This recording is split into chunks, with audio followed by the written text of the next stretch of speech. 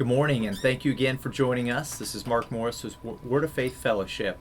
And today I have Christopher with us from our church at Word of Faith Fellowship, and he is all the way from Africa.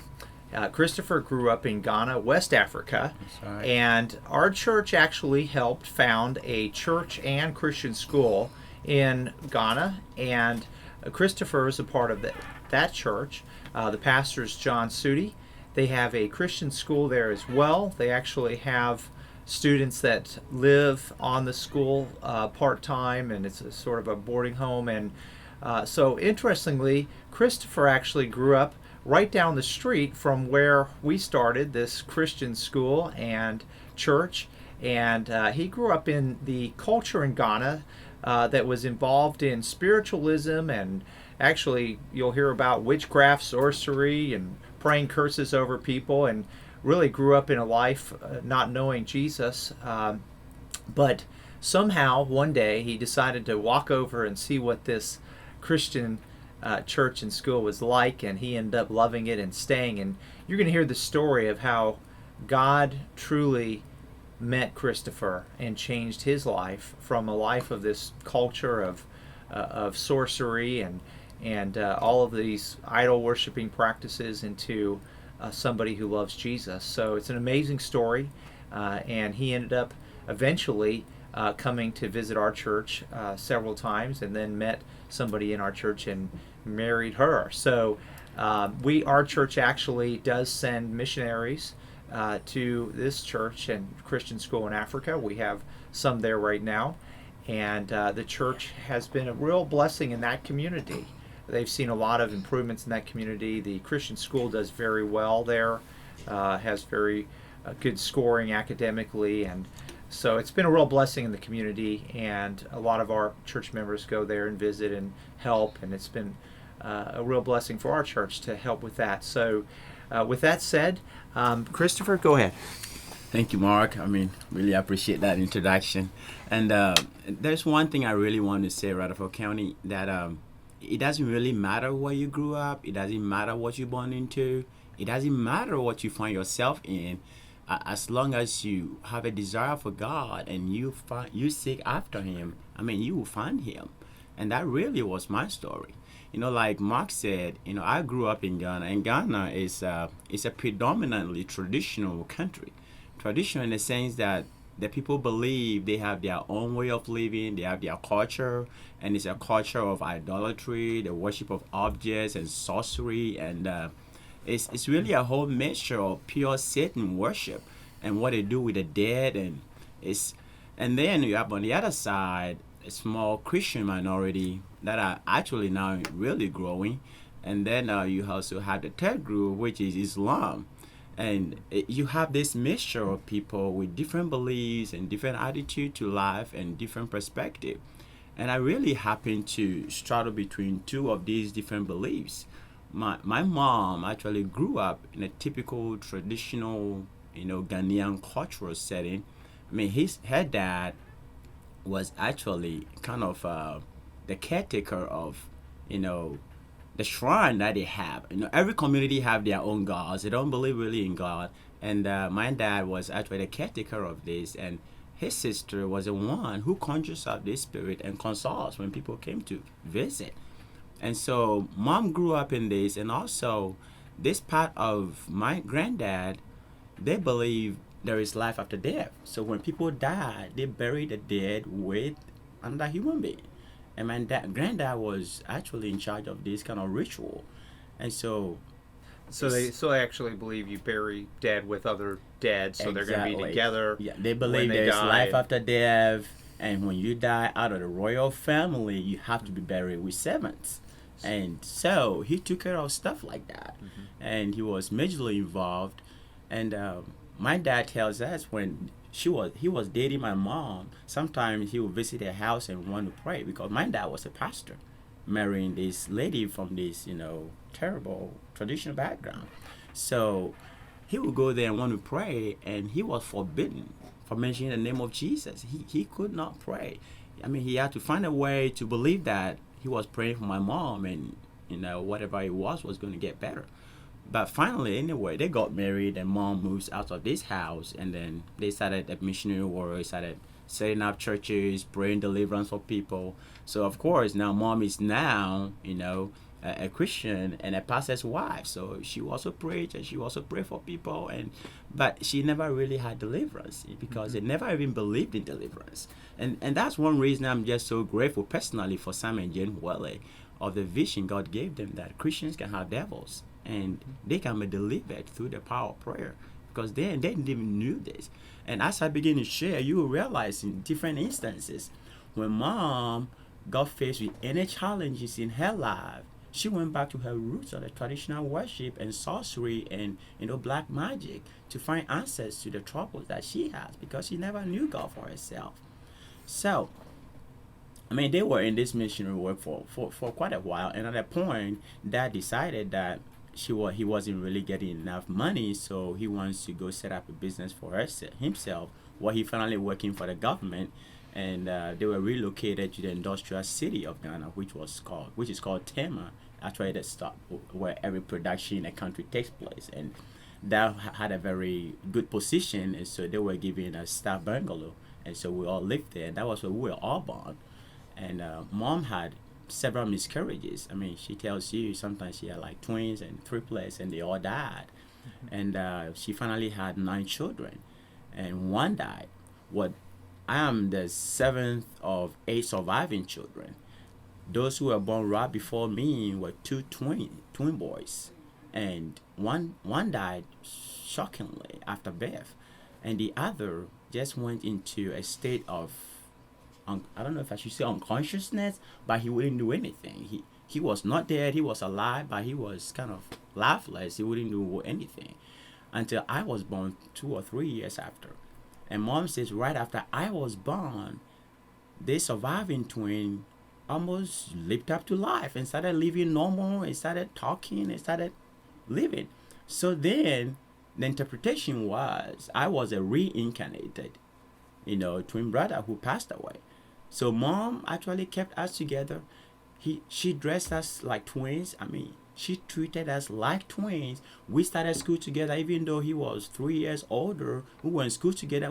We did everything together, and people refer to us as the twins, and we grew up that way, believing that we were the twins. This belief, you said your mom believed you were Yeah. you were the twin that died that was reincarnated. Did she Right. get these beliefs from you mentioned that she would consult these tribal sorcery, witchcraft type people, and they would tell her things. Is this where she got that belief that you were the reincarnated? That's exactly where she got it, because they believe in reincarnation and all of that, and the circumstances around and what was going on made them even believe it all the more. That is the one who passed on, and he's back to be with his brother. So anyway, with time there were several disagreements between mom and dad, and they finally divorced, and well, not legally divorced, but dad moves away and gets married again and starts a totally different life. He abandons the whole family, and so mom has to take care of 8 children by herself, 6 boys and 2 girls, and it was quite a challenge. So she moved over to be with her dad, who was still alive at this time, very old. And remember, he is a pure traditional man who believes in what he believes in the dead and all of this. So we are back to the roots of traditional beliefs, and that's pretty much where I pretty much grew up, because at this point I was about 3-4 years old. Okay. And so mom had to take care of all these older boys and the older ones who were in high school getting ready for college. So the attention was really on them, and we the younger ones were kind of a secondary matter. And so whatever finance he had went towards their school and everything. And I remember older brothers and sisters who cultivate the land and farm, and the produce they sell went towards their school fees, because in Ghana you have to take care of your school fees and your school supplies. You took care of yourself, and so we didn't really have any attention. I remember even starting school, it was a principal of the school around there who came to my mom and said, "I think your 2 children are ready for school, and I'm ready to get them enrolled in school." So he came and got us and put us in school, and we started school. And I remember with all the challenges mom was going through, we rarely went to school. I mean, sometimes for a whole school term, I went to school like 2 or 3 weeks out of about 60 days. I mean, I went 2, 3 weeks. And if I did 3 weeks, that was great. But somehow God was really helping me with school, and I was doing better. But by sixth grade, because I had been out of school so badly, I could not read, Mark. I mean, I couldn't read anything. And it was such a burden on me because everyone else was reading and doing pretty good and excellent, like sixth graders should do. But I couldn't do anything. And I remember starting to pray and ask God to help me. I said, God, you got to help me. But then I started deciding to help myself with school. But this family, my granddad's side, they have a huge land with mango trees. And everybody was invited to go pick the mangoes when the season came. So when the season comes, I also try and go, and whatever money I make out of that, I save that for my school supplies, for my school fees, because mom's attention is on the older brothers to help them through. So that was how I paid my fees and got my school supplies for school. And I remember beginning to pray and ask Jesus, you got to help me. I see what my brothers do. I see what my sisters do to pay their way to school. They farm. They make charcoal for money. And I said, Jesus, I'm not that strong to do the kind of work they do, but I can learn. I can give my heart to school, and if I can excel with school, I will have a better life. I will be okay. And I remember as a little boy making that decision, and in my heart, giving my whole life to it, that it will be okay if I just had time to study. So Mark, I did. I started studying, and I started praying to God to help me so I could excel. And surprisingly, things started changing. I started doing better. I started excelling. And in Ghana, by the 9th grade, you take a national test, and whatever score you make qualified you for high school, or you have to go back and take the test again. And by the time I was ready for this test, I had changed so much, I ended up scoring the best grade in the whole county. And people were kind of surprised because they knew this boy rarely went to school. So how did he do this? Anyway, I went on to high school. You actually take a test in Ghana you have to take a test to get into high school? To get into high not school. everybody gets to go to high school in Ghana. Not everybody You actually gets have to, in 9th grade, you took your test and you succeeded to high school. Right. Okay. So I went to high school and I started studying biology, chemistry, and calculus, trigonometry, and all of those stuff to go to college, because I was planning on doing engineering in college, and that too, God really started helping me, and I started representing my school in national debates and science quizzes. I was becoming the ideal student. All of a sudden, things started changing. Because I believe when I pray to God, God heard my prayer, and He started changing the circumstances around me. Now, were you at this time? You mentioned that you're living with your mom and your grandfather. Your grandfather at that time was into the tribal sorcery practices. He's the caretaker of the shrine. There's this belief about the dead and reincarnation, and they pray to the dead.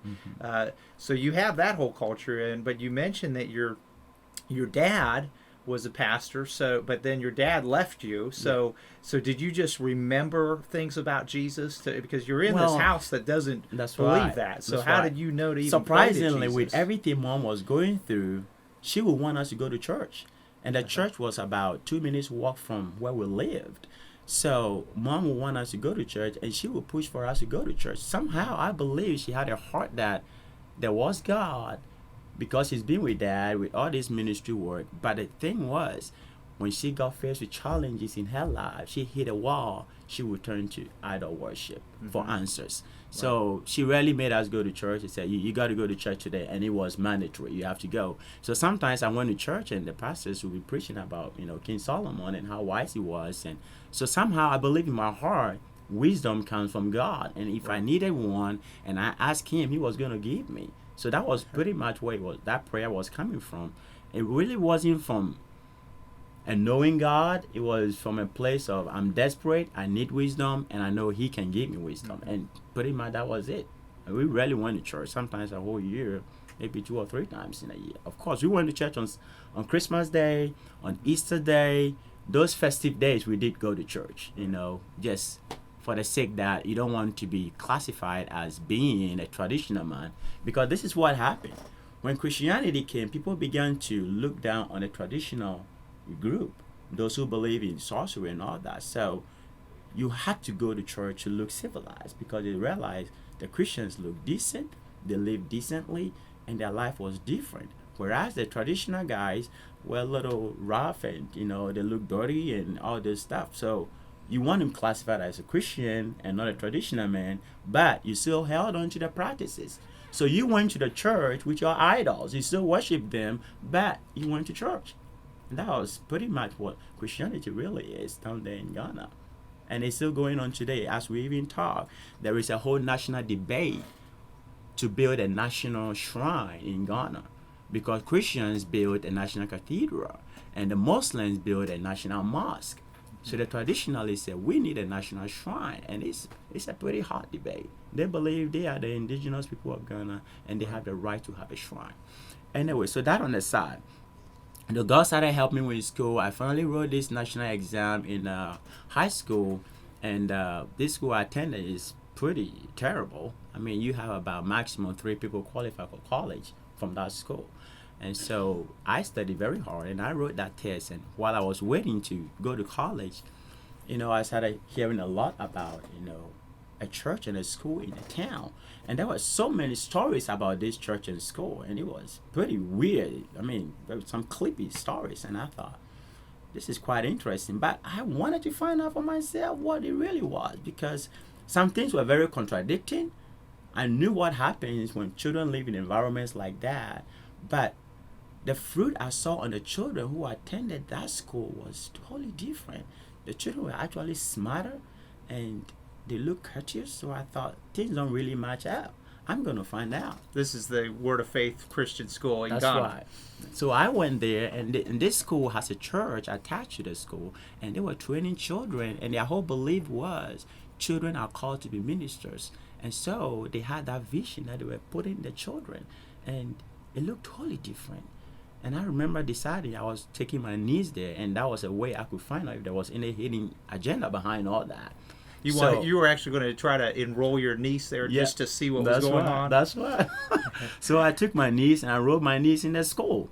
And it turned out she would come home and she started speaking very good English. And I thought, this is pretty interesting. She started reading. She was at this time in the 2nd grade. And I remember by the 6th grade, I could not read. So I thought, something is really different. So I decided I was going to teach there. So I walked up there, and I remember meeting the pastor and overseer of the school, and he's John and Tina Sudi, and we had a little conversation about teaching. And he said, "Sure, you can just write application and come over." So you actually wanted to teach in the school. You saw how well your niece was doing, and right. So you were at this point. Did you graduate? At this point, I graduated from high school. Okay. Yes. And I had passed my exam. I had not gotten admission to the college I wanted to.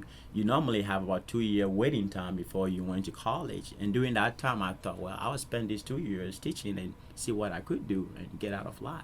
So you actually applied to go to a college, right? But you're waiting to hear back from the college. That's and right. While you're waiting, you That's decide right. I'm going to teach in this Christian school. That's right, exactly right.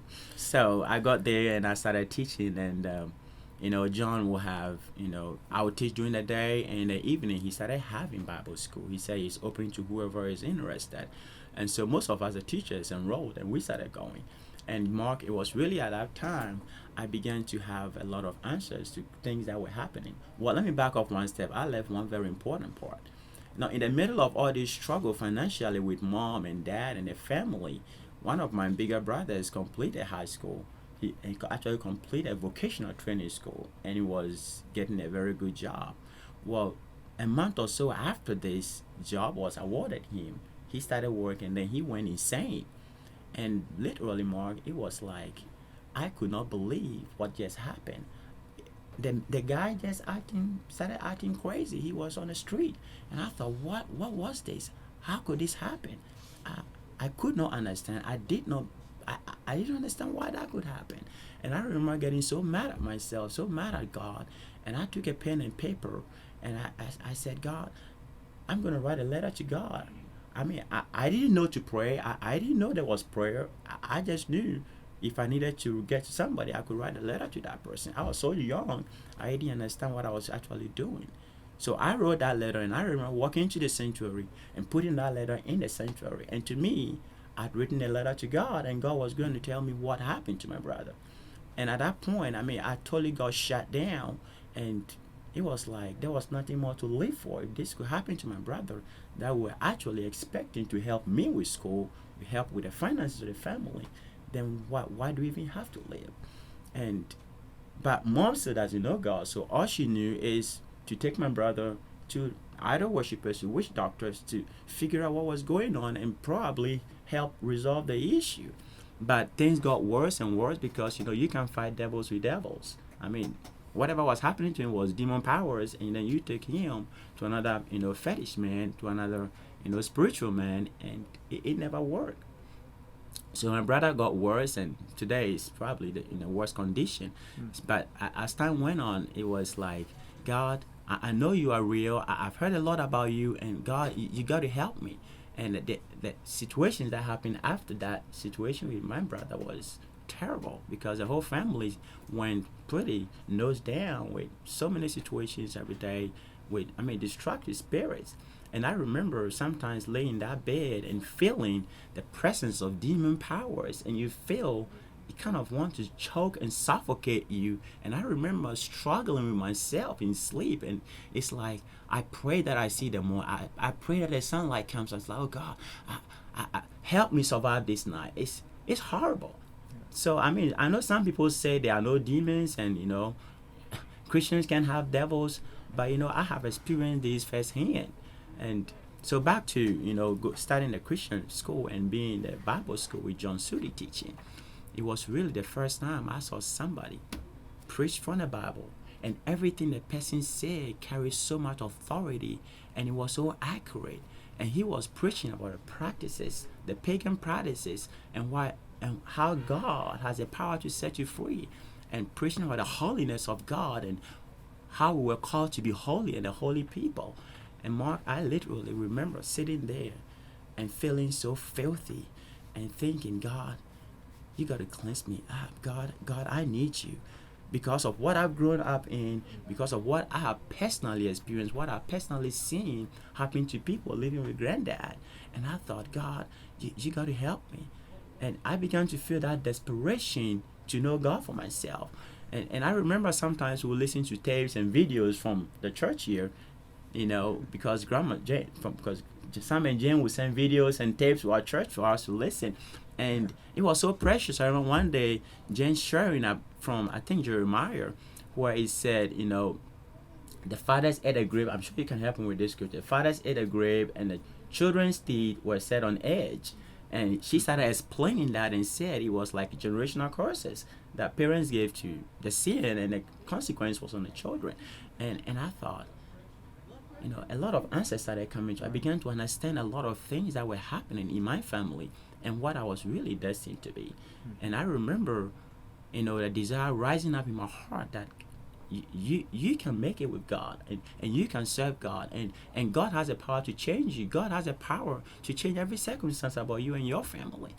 And in the middle of all this transformation, I got a letter from this college that I applied to, and I've been admitted to come and do, the engineering class that I've always wanted to do, Bishop Jim, all my life. Here is that letter. Christopher Aye, you are, admitted to School of Engineering, and you have to report at a certain time. But this school is so competitive. You have about 2,000 people on the waiting list, and you have to do something to secure your place. You have to pay some money. So you get this letter while you're teaching in this Christian school. Yeah. You're going to the Bible school at night with John, the pastor there, and you're learning all about Jesus. God's doing this work in your heart. You have all these things going on that you're excited about. Yeah. Now you get this letter to leave and go to college. So what happens? Right. It was, I tell you, I would say it was the toughest time in my life, knowing that God was changing me and changes were coming to me, and knowing that I was beginning to find answers to things that I'd never known all my life. At this time, I was about 19 years. Mm-hmm. And now,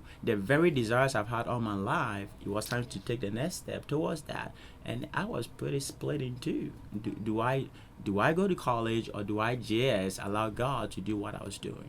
to continue what he was doing and bring me to the point where I'm supposed to be.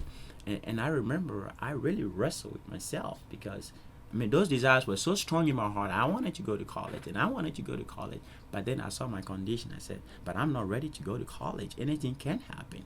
And I remember starting to pray and cry out to God and say, God, I've got to find answers to this. God, I got to know what I'm supposed to do. And I remember God speaking to me and saying, you can go to college even when you are 50 years old. Right now, let's do first things first. Get your life in order. Get this done. God pretty much set everything on course and just said, my son, just walk in it. And I remember the peace of God that came in my heart when I heard that voice. I was just so excited. But before that happened, I needed to pay the fees because I didn't have the money.